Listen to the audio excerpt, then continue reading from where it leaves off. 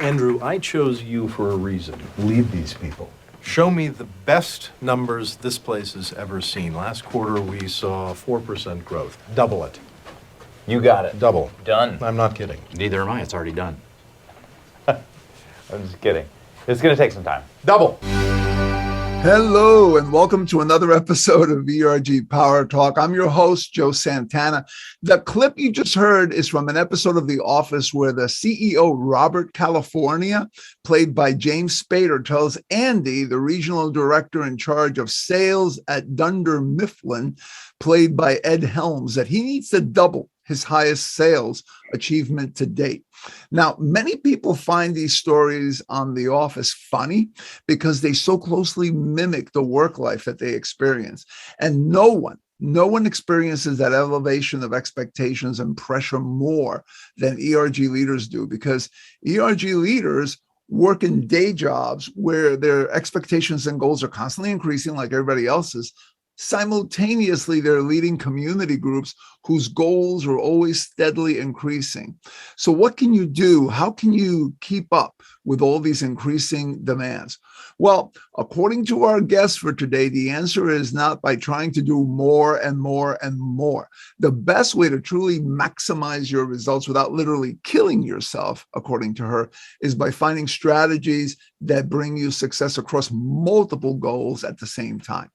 She is a managing director at Activate Network and the author of The Altruistic Capitalist. As her book suggests, she's a master at the art of hitting more than one bird with one proverbial stone. My name is Lynn Yap. I'm the managing director of Activate Network and the author of The Altruistic Capitalist. Fantastic. Lynn, thank you for joining us today. I appreciate this.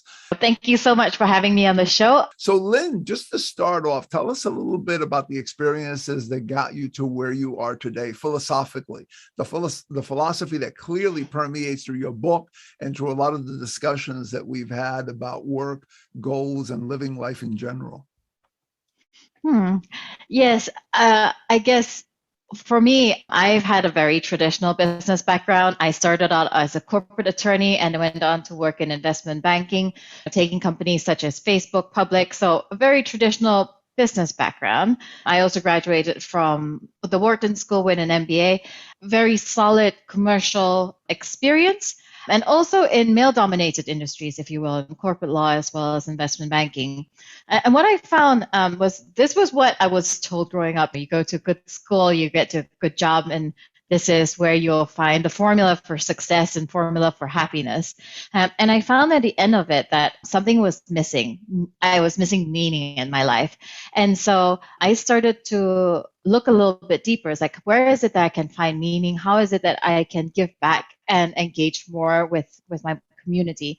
So through that, I left investment banking. I started working with companies that were more purpose-focused to a certain extent, focus more on sustainability, and look to see how I could start making a difference through the work that I do. And I don't think you necessarily need to completely change your career or work in a nonprofit in order to create an impact. I think we can create an impact in every day through the little things that we do with our team. So that's more or less my philosophy. I think we can all make a difference and create an impact for everyone in our lives. That's great. And thank you for that. When you were just talking about how you can make an impact wherever we are, clearly ERGs are one way that people do that within organizations.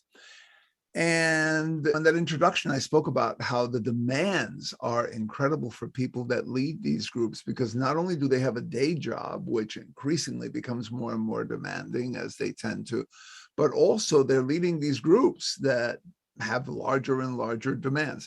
And one of the things that we spoke about was how ERGs can actually run the type of efforts that hit multiple goals simultaneously. You actually shared an example with me. Can you share that with our listeners? Of course. Thank you so much for bringing that up. I was really quite happy with the success of that program, that particular cohort. What it was, we have a leadership program that is different from normal traditional leadership programs because this is multi-generational. So I involve women participants from Pearson, an education company, as well as 15-year-old students to solve a business problem together. Now, this business problem is a problem business unit at Pearson came up with. Like, all right, we want to create a new product. We want to create a new qualification that we can launch to our target market. So happens to be students going to college or students just about to enter college. So that the cohort of students that we work with was part of their target market.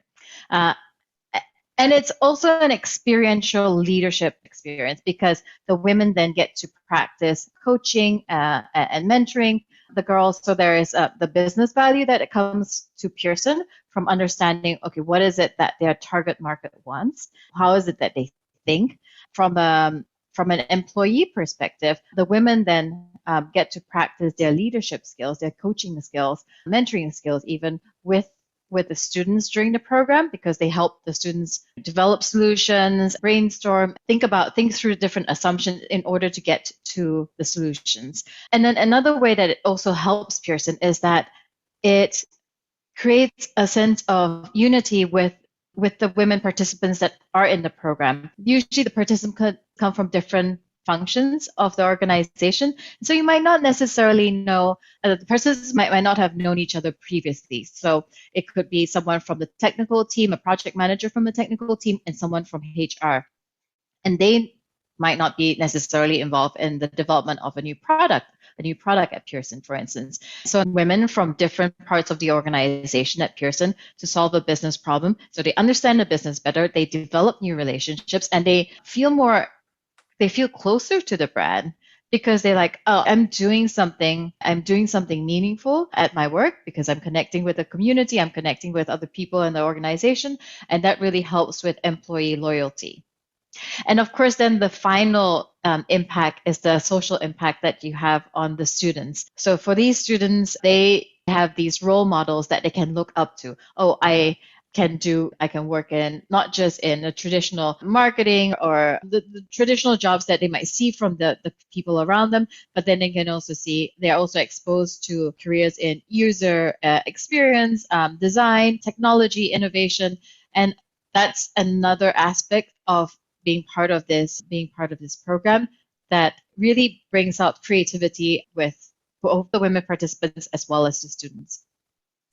So Lynn, as I'm listening to you, I was trying to figure out whether I would call this a trifecta, a quadfecta, or a quinfecta. And then I ran out of Latin words for numbers and you kept pulling out different types of value. I think this is fantastic. And literally the project is, as you and I have talked about, a combination of mentoring, it's development of the participants from the ERG who are in the program. It's a business improvement program, or a BIP, as they used to call it in one company I worked for. So it plays a lot of different roles. And then you even added a few other areas of value that were in there as well. One of the things that I want to ask you, is this drawing out of value that touches multiple goals something that came about because of the way that this program was constructed? In other words, was the construction basically framed by this question of what can we do that will touch multiple goals? Or was it more of, after the program was developed, you looked at it and you ask yourself, how many goals does this program touch? Yeah, I like to think of it in terms of a win-win. I like to try it and grow the pie. And that's, rather than thinking in terms of trade-off, I think a lot of times when we think we want to create more good in the world, we want to do better, think, oh, we have to give this up in order to do more good in the world. We have to give up time to volunteer at a nonprofit, and then we don't have time for ourselves, or we don't have time for our family. But I like to think of what is it that we can do to create these win-win situations. And so that's why I thought, all right, I can create a program that can work with ERG groups that can also create business value, because these are assets. These are not liabilities, right? We have the richness and the different perspectives and wisdom within the organization. So why not leverage the assets that we have, the richness of the knowledge that we have in the organization to create business value. And in that, you also engage in the workforce. You give them more purpose and more meaning in their day-to-day work. And for me, that is win-win, really. And then, of course, there's the community impact that I brought into that. Yeah. So based on your answer, it sounds like it's more of a proactive thing where as you're putting together your plan, you're actually thinking about what can we do that touches multiple areas as opposed to only addressing one or two areas. Because what I often see people do when they have, let's say, 3 pillars of areas that they need to address is they'll say, we're going to do this to address this area. Then we're going to do this other thing to address the other area. And then we're going to do this third thing to address the third area. And now you've created 3 activities, each require funding, each require energy, each require time.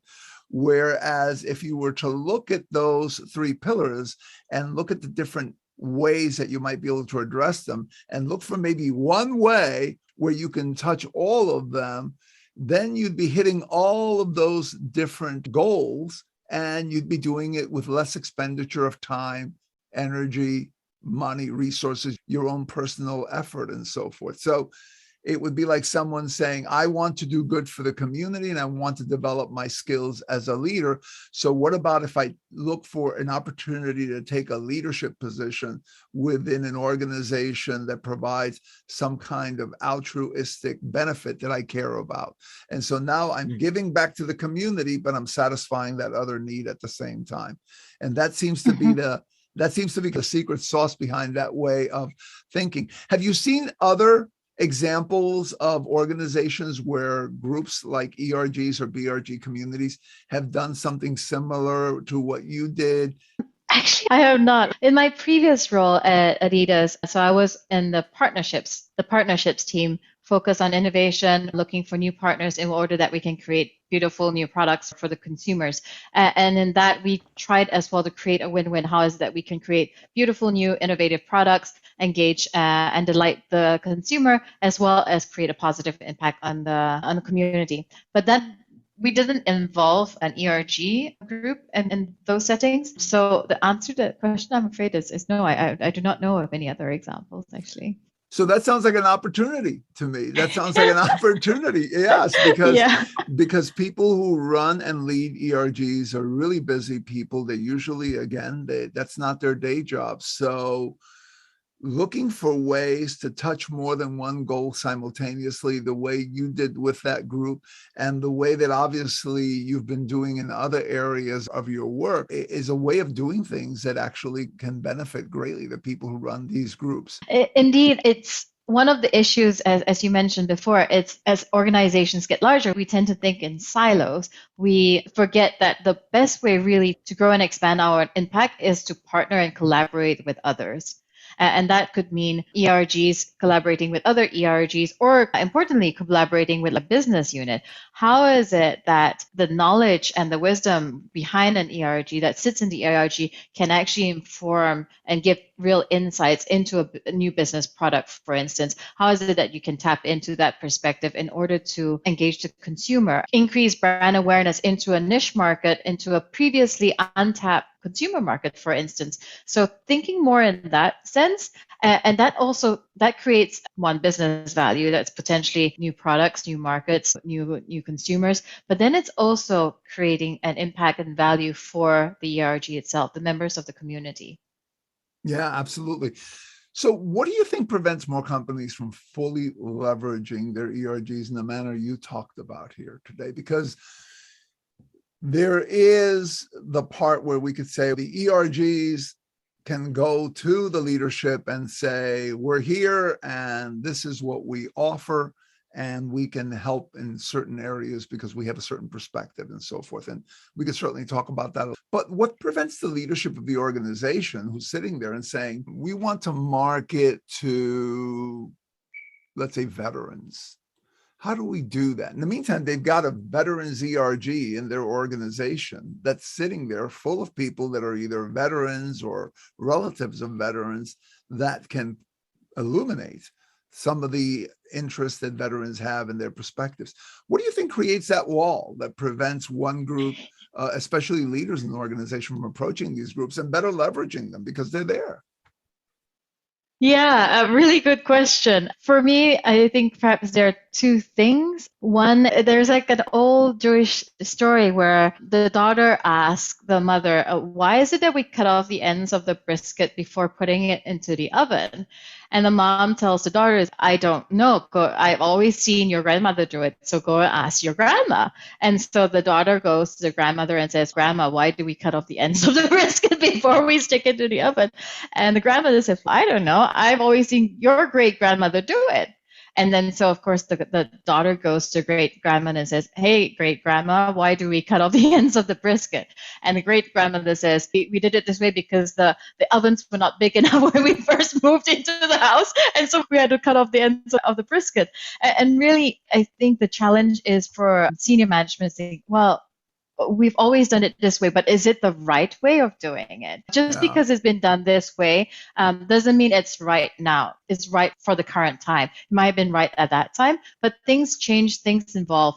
And so being open to doing things differently and not being afraid of evolving and maybe even retiring and changing and letting go of products that did really well, because something else will come along and challenge you. I won't go into too much depth about the Kodak example, but that's a classic one of if you don't keep up with what is going on, then you will get left behind. Mm-hmm. So that's one reason why it's always been done that way, so we're not going to change. I think that's one thing that stops senior management. And I think a second thing is people also have put a label perhaps that, oh, this is a nice to have, rather than, oh, this is an asset. There's a lot of wisdom in ERGs. We have so many different perspectives that we can tap into. And senior leaders perhaps have forgotten to look in it in that way. Oh, this is something that's nice to have to take care of our team members.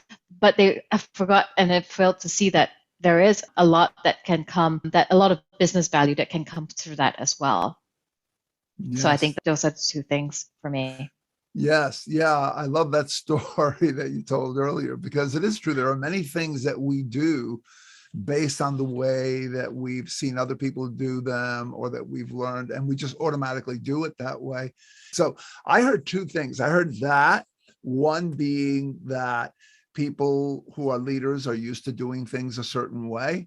And that probably explains why an organization with an ERG group, let's say, of women who could actually provide probably a lot of thought on what it is that women think about a particular product or service, will instead go out and pay $1 million to hire somebody to do a focus group with women outside the company to get that very same perspective they could get from people inside their company.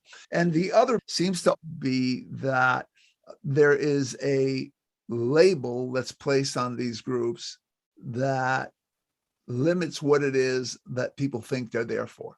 And so that's one sounds like a habit problem, and the other one sounds like a PR problem. I was just speaking to someone else the other day about how sometimes we are doing critical thinking, other times we're in a more emotional state of thinking. And then there's another state, which he calls an amber state, which is the automatic state of thinking. And that tends to be where we reside most of the time. Most of these decisions are just, this is the way we've always done things, and there's no reason for changing it. So what do you recommend ERG leaders do if they're in a company that basically doesn't use all this stored up energy? A very good question. I think very important to remember, first of all, there is no step that is too small. I think a lot of times we want to go out and we want to make a big impact. And it's okay to start small and to figure out what works first. And then from there, with proven results, it's easier to expand. And then the second thing I want to say is remember always, what is it? It's your purpose. What is it that you want to achieve? And then go out and find allies that way. Because this is how it worked with Pearson. I actually first connected with the Women in Technology group at Pearson. And they said, yes, we would like to increase the women participation in technology as well as in senior leadership across the organization.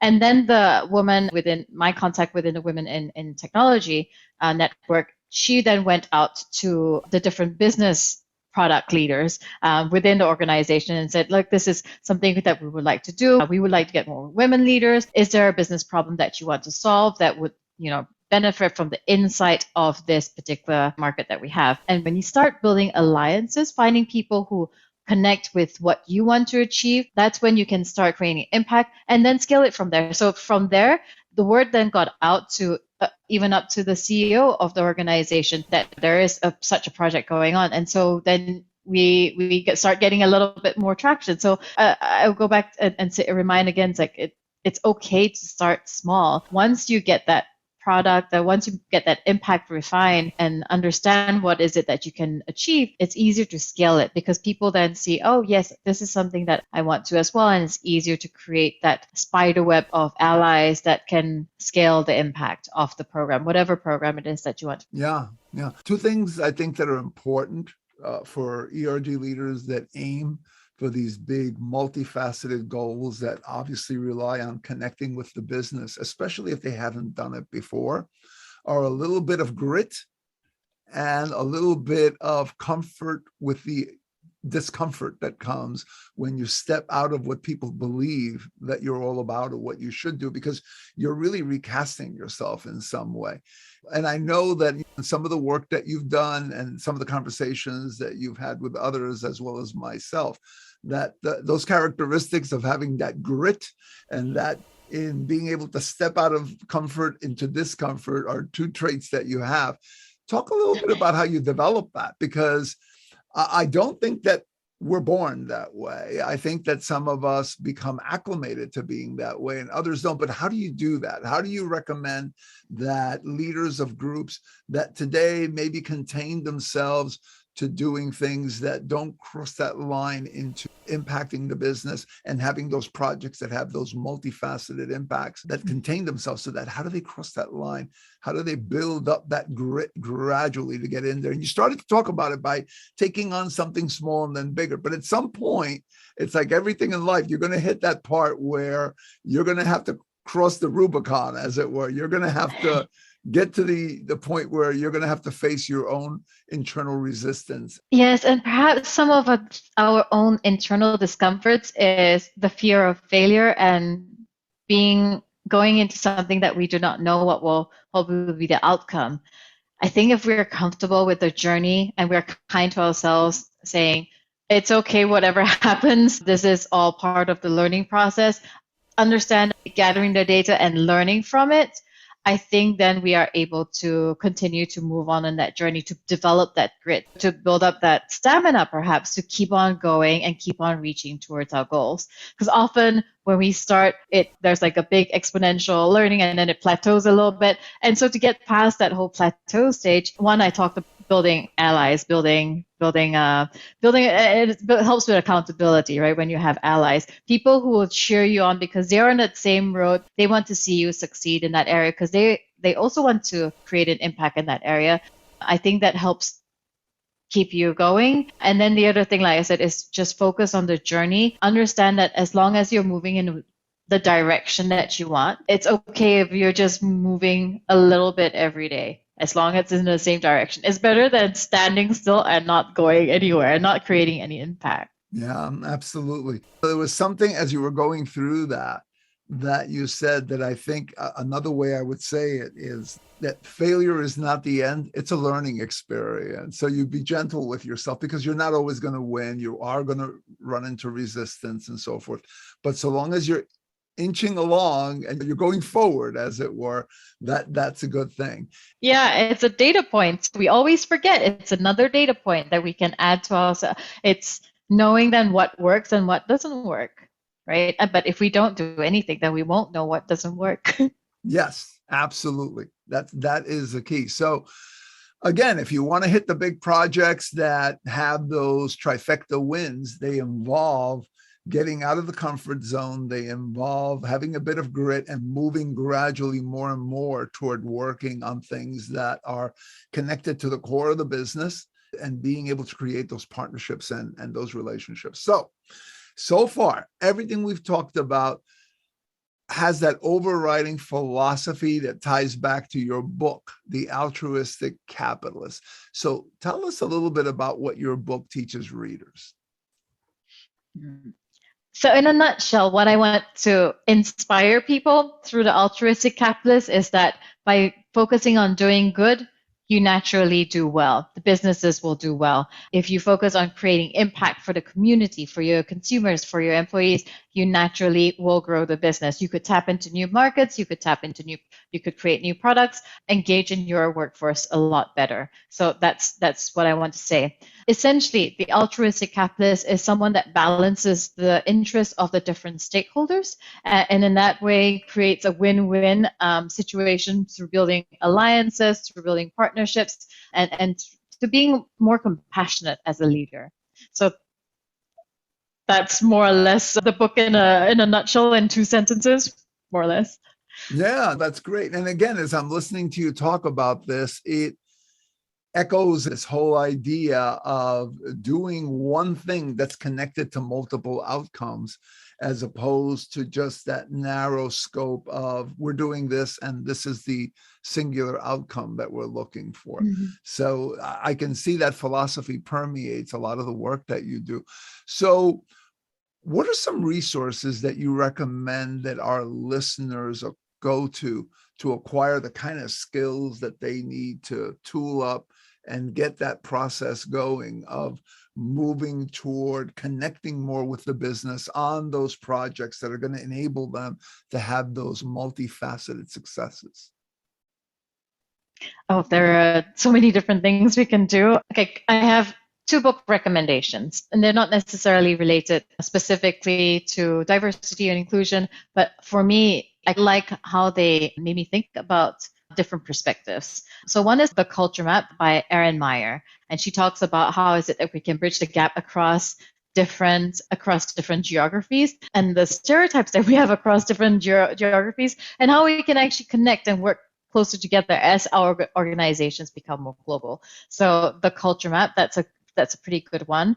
I also like Creativity by Catmull, who's the CEO of Pixar. He talks about how the office is designed intentionally for people to meet in central areas, and that to a certain extent brings together people who might not necessarily meet before. So it's a very intentional physical design of a building. The other thing that Pixar does, it also gets feedback from different people. It's not just one group. It encourages people to openly speak up and to share their opinions, but in a caring way. So I also like that in terms of getting people to feel comfortable and feel accepted for their perspectives. I think that's a very inclusive culture. Another one is their Pixar University, which encourages people to try out different subjects, whether or not it's related to their work. So that those are books. And I think just from a day-to-day perspective, and this is not really a tool, but thinking and being aware of our own biases. Like, what is the bias that I have that affects how I see a person or the assumptions I have about a person? And challenge yourself, like, is this even real? Is this even true? Or is this something that has been planted subconsciously from my experiences or where I grew up or something like this? Being more conscious as to the assumptions and labels that have been perhaps planted in my head, but without any basis. And then sitting down with people who might look a bit different from you, and then talking to them and really hearing their perspective. So developing that empathy that then you can take action on, and perhaps like asking them is like, how can I help you? How can I help you feel more included, perhaps? And that then translates empathy into compassion, because how I see compassion is empathy plus action. So I like that, empathy plus action. As you were talking about bias, I was thinking about how all of us have biases. And sometimes those biases do stand in the way of our ability to be able to get across barriers and form the relationships we need in order to be successful. And I remembered one time I was having a discussion with a group of people, and we had one person who was talking about a particular program that they wanted to set up in their organization. And when I asked them what steps they had taken in order to set up the program, their response was, well, they hadn't yet taken any steps to set up the program. So I asked them why, and they said, well, because one of the managers in this chain, they're just never going to go for this. So I asked them, okay, and how did you come to that conclusion? Like, what kind of discussions? Well, I just know based on the way his demeanor.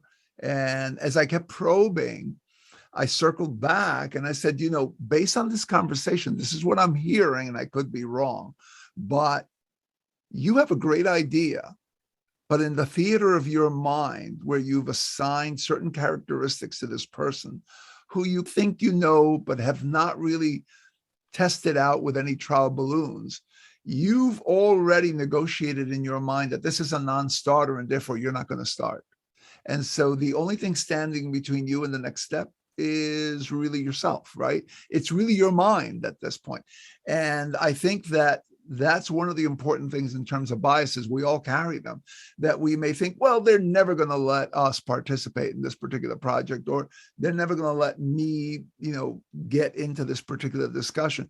And what you're saying and what I'm hearing is that you have to get to that point where you have to basically go out there and put out that trial balloon, move forward, as opposed to sitting back based on that assumption and saying, no, door is closed. And I think that's a key right there. Exactly. That's one of the learnings that I've had in my career as well. Just go out and share your idea and not be afraid of telling people, look, this is what I care about. This is what I want to achieve. I want to see more women in senior leadership, which is what I would like to see. I would like to see more women voices at the innovation table instead of just the typical white male engineer that we have oftentimes. So that's what I want. And the more I share about that, then I find people who also think, yes, I would also like to see that. And how is it then that I can help you in your journey? And we find ways and solutions and different ideas in which to build on each other. Yeah, I mean, that's the point about having those conversations and sharing with people, this is what I want, because then you start to build ideas on top of each other rather than just coming from one person. And so it doesn't matter if your idea is not perfect. I think the more you talk about what you want and what ideas you have, the more it will improve. And I think the faster you can create impact. Absolutely. So, Lynn, how can listeners get a copy of your book, The Altruistic Capitalist? I think the easiest way to find The Altruistic Capitalist and bookstores is on Amazon. Barnes & Noble also carries The Altruistic Capitalist, and some of the independent bookstores, I know like McNally Jackson in New York has that too. So it's not hard to find. No, it's not hard to find. No. Yeah. And I think the ideas contained in something like your book basically have broad application, because they're about how can you achieve more than one thing at the same time as you put together your strategy. So I think that there are some really rich lessons there. And finally, Lynn, how can our listeners reach you directly if they want to learn more about you or just chat with you and share some of their ideas? So I can be found on Instagram as the Altruistic Capitalist, or people can email me at lynn@altruisticcapitalist.com. So that's LYNN@altruisticcapitalist.com. Excellent. Thank you, Lynn, again for joining us today. I really appreciate this and enjoyed it.